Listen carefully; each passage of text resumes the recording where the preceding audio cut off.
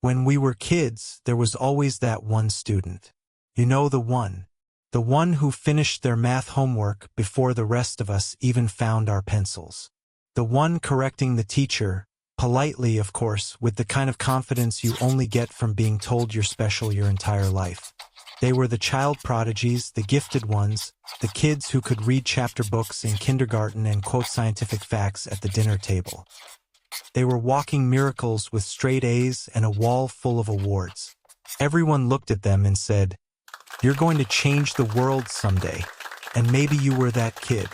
Maybe you were the one whose intelligence sparkled so brightly that adults couldn't stop pointing it out. You learned early that being smart meant being safe. That the world liked you best when you had the answers. That applause came easily when you played the role perfectly. But here you are now, older, wiser, maybe quieter, sitting alone in a room that feels like both a sanctuary and a cell.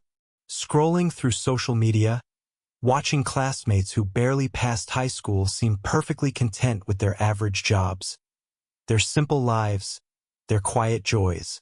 And you, the gifted one, feel lost. Not tragically lost. Not rock bottom, crying on the bathroom floor lost. But quietly, existentially, frustratingly, adrift. You can't quite put your finger on it. It's like you were promised something. Some great destiny, some luminous future, and it never quite arrived. You've read the self-help books. You've made the 5-year plans. You've tried gratitude journaling and taking cold showers and pretending that everything is fine. But beneath it all, there's this ache, this quiet, unbearable question. What happened to me? You were supposed to become someone extraordinary, and now you're just someone, maybe successful by external standards. Maybe not. But the deeper question is, do you feel fulfilled? Or do you just feel like you're performing the version of yourself that everyone expected? Because that's what this video is about. It's not a takedown of intelligence. It's not a complaint about school. It's not even about failure, not really. It's about what happens when your identity gets built around being the smart one, and how that very identity can become the thing that traps you as an adult. It's about the invisible pressure to live up to your potential. About the way intelligence can turn into anxiety, perfectionism, and emotional disconnection. And how the smartest kids, the ones who seem so clear, so certain, can end up feeling the most directionless when real life begins. And if you're nodding your head right now, if any of this hits a little too close to home, good. Because what you're feeling is not failure. It's not weakness. It's not your fault. It's a pattern. A story, a system, and by the time we're done here, you'll see it for what it is. And maybe, just maybe, you'll find the beginning of something new. So here's the truth nobody told you when they handed you that gifted sticker or praised your test scores. Being smart from an early age isn't always the blessing it seems. In fact, sometimes it's the beginning of a very complicated kind of struggle. Because when you're identified as the smart one, the world starts telling a story for you. A neat, tidy narrative that feels like a gift at first, but later becomes a trap. That story goes something like this: you are destined for greatness. You have the answers. You will succeed because you're just smarter than everyone else. And if you're lucky, this story gives you early clarity. It lights a path. You know what you're good at and you're praised for it. But clarity like this can be misleading. Why? Because early clarity is often false clarity. It's clarity about what you're good at, not about who you truly are. It's a roadmap made by other people's expectations, not by your own messy, unfolding journey. Here's the problem. When you're so defined by intelligence, success, and achievement, it can crush the very things you'll need most as an adult: curiosity, resilience, self-awareness, and the courage to be vulnerable. It's like being given a compass that only points to smart and nowhere else. As a result, many gifted kids grow up feeling like they're trapped inside their own brilliance. They know the rules of the game early on, get good grades, win awards, impress adults, but then real life shows up. And real life doesn't have a clear answer key. It's messy, it's confusing, and worst of all, it asks questions you don't have the answers to. Questions about meaning, about identity, about what it means to be enough, not just smart, but enough as a person. This disconnect can lead to something psychologists call a meaning crisis. It's the slow, sometimes invisible unraveling of the belief that intelligence alone will carry you through life. And it's not just a problem for a few people, it's a pattern we see again and again. The smartest kids becoming the most lost adults. But here's the important thing, this isn't a tragedy. It's an opportunity. An invitation to step off the treadmill of achievement. To question the stories you've been told. To rediscover what really matters. And that's the journey we're going to take together. We'll look at the psychology behind the gifted child trap. We'll explore why the skills that helped you in school can become obstacles in life. We'll unpack the emotional cost of being labeled full of potential. And most importantly, we'll find a new way to think about intelligence. One that includes heart, doubt, and the freedom to be imperfect. Because real wisdom isn't about knowing all the answers. It's about learning how to live with uncertainty. About growing into the complexity of who you are beyond the label of smart. So, if you've ever felt that quiet confusion, that nagging feeling that something's missing beneath all the success, this video is for you. Let's go back to the beginning. Not the beginning of life, but the beginning of being noticed. You were the kid who finished the math worksheet before anyone else had sharpened their pencils. You were the one who read chapter books at age 6, gave perfect answers, made adults smile like they just discovered gold. You were told you were special. You're so smart. You're going to do great things. And that praise at first felt like love, because in a way it was admiration dressed as affection, approval disguised as connection. But here's the catch. When a child is praised only for being smart, they start to believe that being smart is who they are. And once that identity sets in, something subtle but dangerous happens. They stop risking being wrong. You see, intelligence becomes a performance. A mask you can't take off without feeling like you're disappearing. You're no longer allowed to be confused, to struggle, to say, I don't know. Because if you're not the smart one, who are you? Take someone like Dara. In elementary school, Dara was the spelling bee champ, the gifted program poster child the kid teachers whispered about at parent-teacher conferences. She's brilliant. Just brilliant. But by high school, something shifted. Dara didn't want to raise her hand anymore. She was terrified of looking foolish. She stopped exploring new subjects unless she knew she'd be great at them. Because somewhere along the line, learning had stopped being an adventure and started being a performance she was afraid to mess up. This is what psychologists call identity foreclosure, when a person commits to an identity too early, like the smart one, without exploring other parts of themselves. And once that identity calcifies, everything else, creativity, curiosity, emotional risk, starts to wither. You become afraid of failure. Not because failure hurts, but because it threatens your whole sense of self. You don't try new things unless you know you'll succeed. You pick safe goals. You shrink your world to stay impressive. And the irony? What made you gifted in the first place, your love of learning, your wild imagination, your hunger for ideas, gets buried under the pressure to always be right. Performance replaces play. Achievement replaces growth. You become a brand of excellence instead of a full human being. So what happens when the world no longer praises you? When no one hands you a gold star or claps at your cleverness? You start to feel invisible. Or worse, you feel like a fraud.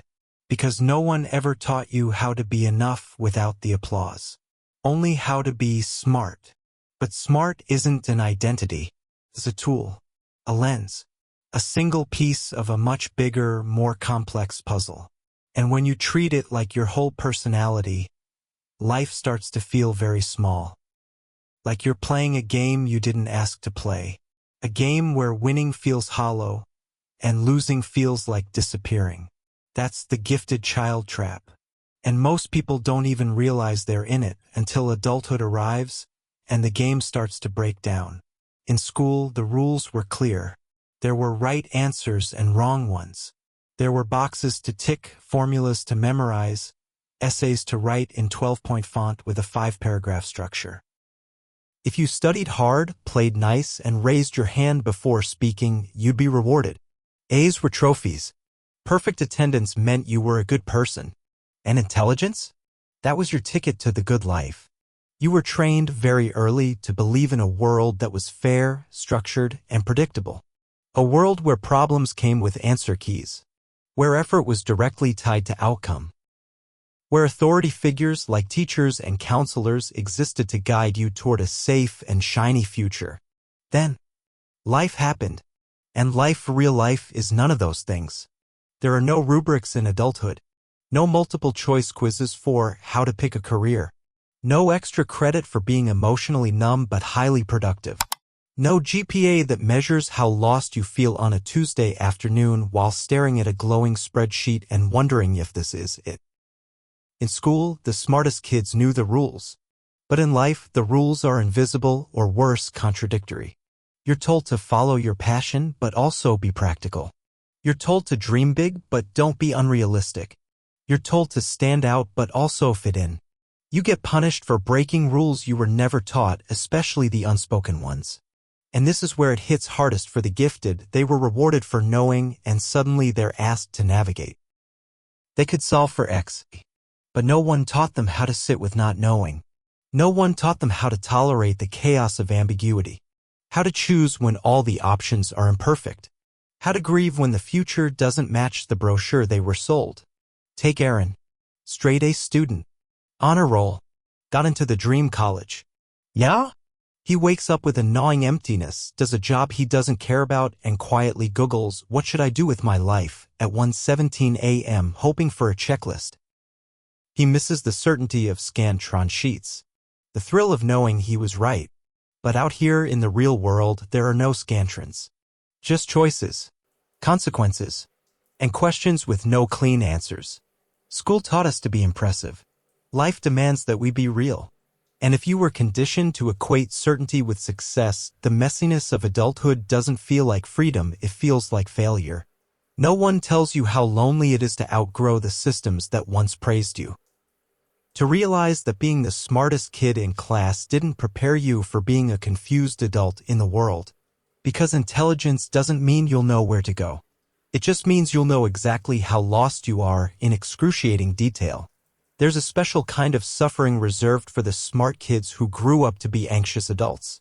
They don't fall apart dramatically. They calculate their collapse in spreadsheets. They suffer quietly. By planning 5 steps ahead and never taking the first one. It's called overthinking. But let's call it what it really is, protection. If your intelligence was the thing you were praised for, it becomes the thing you cling to like a shield. Smart becomes safe. Rational becomes religious. You analyze everything because feeling anything feels like weakness. You've probably heard the term analysis paralysis. But for the gifted adult, it's not just a cognitive hiccup. It's an entire personality. You don't just hesitate.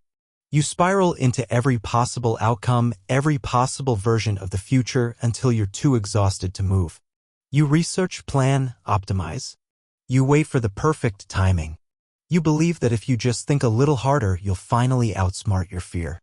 But here's the bitter irony, the same brain that helped you escape danger as a kid now keeps you trapped as an adult. Maya was known as the bright one. She learned early that the best way to win approval was to be the most prepared person in the room. So she read every book, knew every answer, double-checked every decision. But now, she can't send a job application without rewriting her resume for the 14th time. She's waiting for the green light that will never come. Because real life doesn't give you permission slips, just choices you have to make without certainty. We don't talk enough about how intelligence can become a cage. Not the kind with bars, but the kind made of second-guessing. You avoid starting things unless you know you'll be great at them.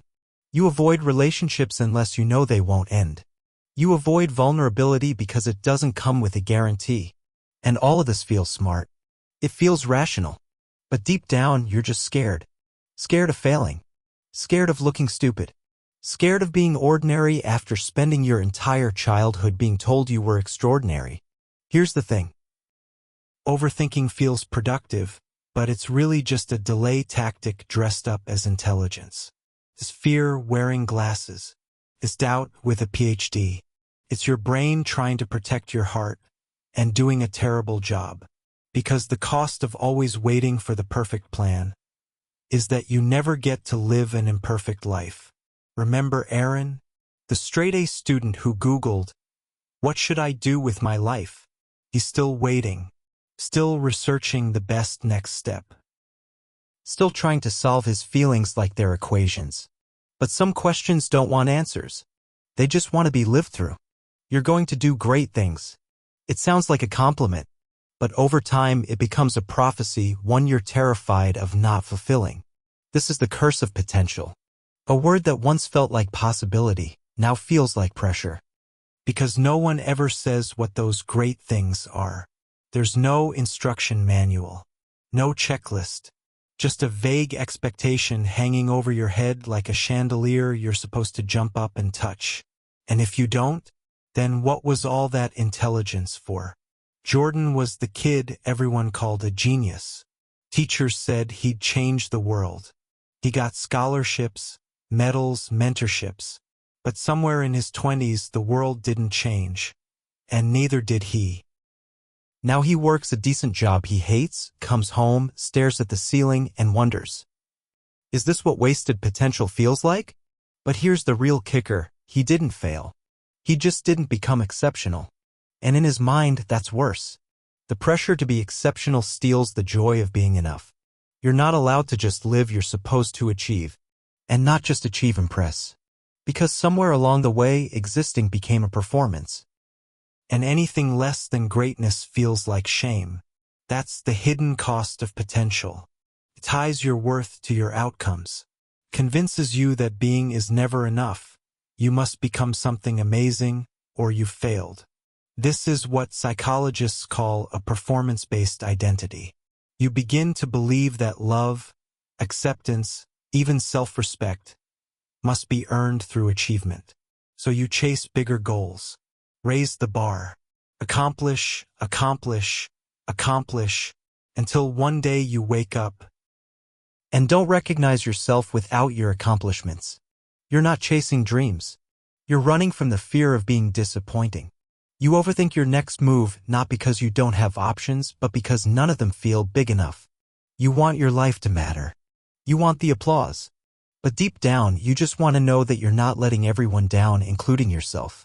Here's the truth, the weight of potential is not the weight of failure. It's the weight of expectation, the silent demand that says, if you were really smart, your life would be more impressive by now. But what if greatness wasn't the point? What if peace was? Let's talk about the hunger no one sees. Not for knowledge, not for awards, but for emotional nourishment. Because while the gifted kids were getting gold stars for their grades, they were often starving for something else entirely. See, when you're labeled smart, people stop asking how you feel. They ask what you know. They stop noticing your needs and start expecting you to meet theirs. Be the role model. Be mature. Be fine even when you're not. Aisha was always ahead in school. Top of her class. Debating champion. People praised her confidence, her composure. But no one noticed the anxiety under her skin. No one asked why she couldn't sleep, or why her perfectionism came with panic attacks. They just saw brilliance. She was the girl who had it all together. Yeah? She struggles to open up in relationships, to ask for help, to admit weakness. Because when your whole identity was built on being strong, what do you do with your softness? What Aisha and so many others experienced is what psychologists call emotional neglect. Not abuse, not trauma in the classic sense, just absence. The absence of emotional validation. The absence of being seen beyond your performance. You were praised for your thinking, but not guided in your feeling. You learned to solve problems, but not to sit with pain. You knew how to answer questions, but never learned how to ask, "Am I okay?" And so, you became fluent in logic but emotionally illiterate. What happens to a mind that grows? while the heart stays hungry. It becomes clever, efficient, impressive, but also detached, untrusting, lonely, because no one taught you how to be close, only how to be correct. When your value is measured by achievement, your feelings become liabilities. Tired? Push through. Sad? Don't show it. Overwhelmed? Just succeed harder. You become a master at hiding your humanity. And after years of hiding, it starts to feel like you don't even have any. But here's the thing about hunger. It never really goes away. It waits, patiently, quietly, until you're ready to feed what was always missing. Let's sit with a difficult truth. Being intelligent is not the same as being fulfilled. It's not the same as being self-aware. It's not the same as being emotionally whole. And it's definitely not the same as knowing who you are. For a long time, you might have believed that your intelligence was your superpower, that it would guide you, protect you, give your life meaning. But here's what no one told you: smart doesn't mean wise. Knowing things doesn't mean knowing yourself. And being praised for your brain doesn't mean you know how to live with your heart. David aced every test, got into a top university, landed a job with a six-figure salary before 25. On paper, he was brilliant, but at night he scrolled through job boards, not looking for something better, but looking for something, anything that would make him feel alive. He wasn't stupid. He was just disconnected. He could analyze economic models, but not his own emptiness. He could argue any position, but had no idea what he actually believed, because he was trained to think, but not to feel. This is the trap so many smart kids fall into. They think intellect is everything. But intelligence doesn't teach you how to cope with failure, or how to love someone, or how to grieve or start over, or sit with a version of yourself that feels small and uncertain. Your mind can become your cage, a fortress of logic built so high, you forget how to climb down into your own body. Imagine a maze. You've memorized the layout. You know every dead end, every turn, every path. But you don't know what you're looking for. And even if you did, there's no exit. That's what intelligence without self-awareness feels like. Mastering the puzzle, but forgetting the purpose. If no one ever taught you how to process your emotions, you start believing your mind can do all the work. You try to think your way through heartbreak, solve your sadness like an equation, rationalize your loneliness. But some things can't be solved. They can only be felt. Here's the hardest truth. Intelligence is a tool, not a compass, not a cure, not a self. You can be the smartest person in the room and still feel utterly lost, because being clever doesn't make life make sense. It just gives you better words for your confusion. What if being lost isn't a failure? What if it's the beginning of something real? Maybe you didn't stray from the path. Maybe you outgrew the one that was handed to you. Because when your entire identity is built on being the smart one, there's no room for mystery, no permission to explore, no space to fall apart and build again. But here's the quiet rebellion. You can get lost on purpose. Let go of the blueprint. Forget the 5-year plan. Drop the obsession with potential and start asking different questions. Not, what am I good at? But what feels like me? Not, what should I do with my life? But what makes me feel alive right now? Because the smartest thing you can do at some point is to stop performing and start listening. Leo used to panic every time he didn't have a plan. He had to know what was next, always. The perfect job, the next degree, the long-term goal. But after a breakdown in his late 20s, he did something radical. He stopped trying to optimize his life. He started drawing again, volunteering on weekends, taking long walks without podcasts in his ears. And slowly he softened. The sharpness of his mind became something else, not a sword, but a brush. Not a weapon, but a window. For the first time, Leo wasn't just smart. He was becoming whole. So here's the reframe. You don't need to prove your intelligence. You need to reclaim your humanity. Let curiosity lead you instead of fear. Let not knowing be an invitation, not a threat. You're not behind. You're just rewiring. The truth is, the world doesn't need more perfect thinkers. It needs more whole people, more brave feelers, more curious wanderers. Because wisdom doesn't come from getting it right. It comes from getting it wrong and staying open anyway. So go ahead, get a little lost. Break the cage they called brilliance. Get your hands dirty in the soil of your own becoming. You don't have to be exceptional. You just have to be real. Maybe you weren't meant to be a prodigy. Maybe you were meant to be a person. Someone messy. Someone searching. Someone who doesn't have all the answers but shows up anyway. Remember when people said, "You're going to do great things?" No one told you the great thing might be learning how to rest, how to feel without fixing, how to forgive the younger version of you who thought being smart would make it all okay. Maybe the real brilliance isn't in being the best. It's in being free. Free to change your mind. Free to start again. Free to be something other than what they expected. Because life isn't a test you pass. It's a story you tell. And you get to rewrite the next chapter. So if you felt lost, if you've been wandering without a map, if your childhood success became your adult confusion, you're not broken. You're just waking up. Waking up to a life where being smart doesn't mean being certain, but being present, being real, being whole. Maybe you didn't lose your path. Maybe you finally stepped off the treadmill they called potential and touched the ground with your own bare feet. If this felt personal, it probably is. So tell us in the comments. How did your childhood success shape your adult story? And if you're on this journey of unlearning, of letting go, of becoming more than just the smart one, subscribe. There's more here for you. You're not alone. You never were.